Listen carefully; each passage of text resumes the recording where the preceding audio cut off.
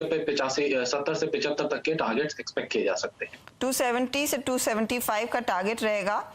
ये है फिलहाल आपके लिए दूसरा trade AB Fashion and Retail का, और यहाँ पर भी आप देखिएगा तेजी ही देखने को मिली, करीब 4% ऊपर दरअसल ये काउंटर ट्रेड करता हो। और ओवरऑल इस समय जो थीम बन रही है वो फेस्टिव थीम बन रही है, कंजम्पशन से ड्रिवन थीम है, और ऐसे स्टॉक्स ऑफ कोर्स फिर तेजी दिखाएंगे। तो एबी फैशन एंड रिटेल वो अगला ट्रेड आया है जहां पर आप तेजी करेंगे। 270 275 तक के टारगेट के लिए एक मौका यहाँ पर आप लेकर चलें। ये है फिलहाल आपके लिए सेकेंड पिक गौरव का।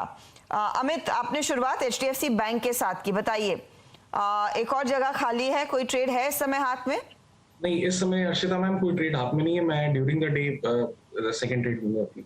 During the day second trade आएगा। चलिए रूपक से भी पूछेंगे क्या इनके पास कोई ट्रेड इस समय है या नहीं, लेकिन फिलहाल एक रीसेंट लिस्टिंग जिसके नतीजे आ चुके हैं उसकी बात करते हैं।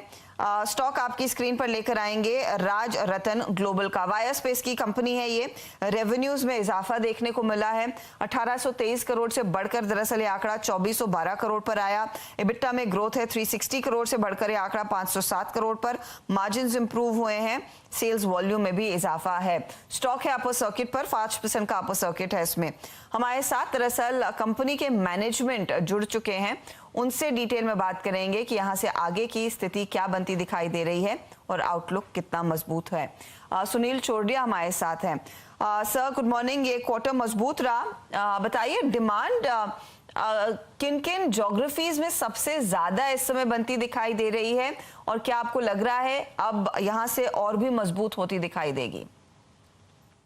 नहीं, देखिए हमारे प्रोडक्ट की डिमांड अच्छी है अभी, और बिकॉज ग्लोबल लॉजिस्टिक में प्रॉब्लम्स है तो इंपोर्ट करना मुश्किल हो रहा है, तो tyre companies are buying more from local sources. इसके अलावा पेंडेमिक भी खत्म हो गया। Today we have completed target of 1 billion jabs. Economy is also recovering, so things are looking positive. हमें लगता है कि आगे भी डिमांड ऐसी कंटिन्यू रहेगी।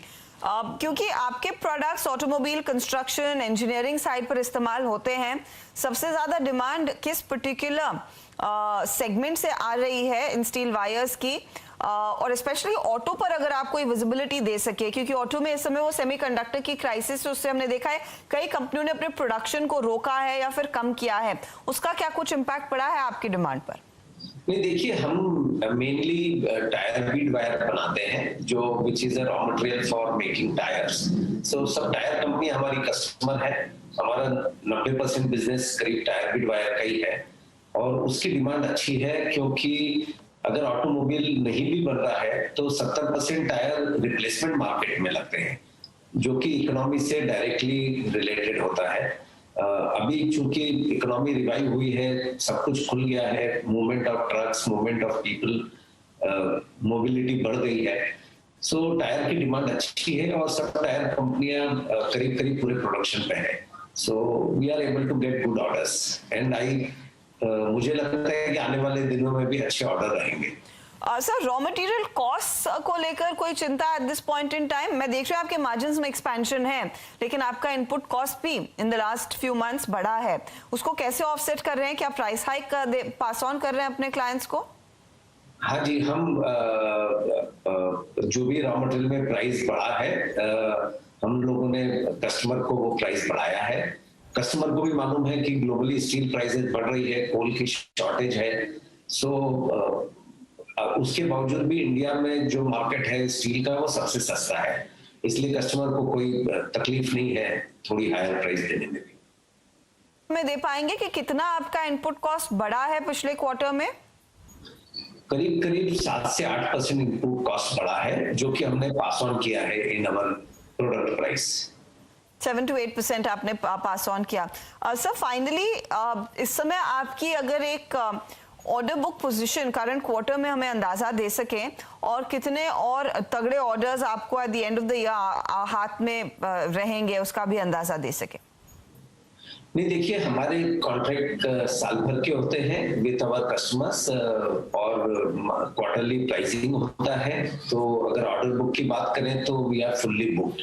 हमारी जो भी कैपेसिटी है इंडिया में और इसके अलावा थाईलैंड में वो करीब करीब पूरी तरह से बुक है। आपको हम लोग एक्सपेंशन कर रहे हैं थाईलैंड में, जो कि इस साल अंत तक हो जाएगा by this financial year end. उसके बाद we will have to look for new customers, but order book position is very strong. कितना इन्वेस्टमेंट जाएगा इस थाईलैंड की एंटिटी में एक्सपेंशन के लिए और कितनी आपकी कैपेसिटी एक्सपैंड होगी?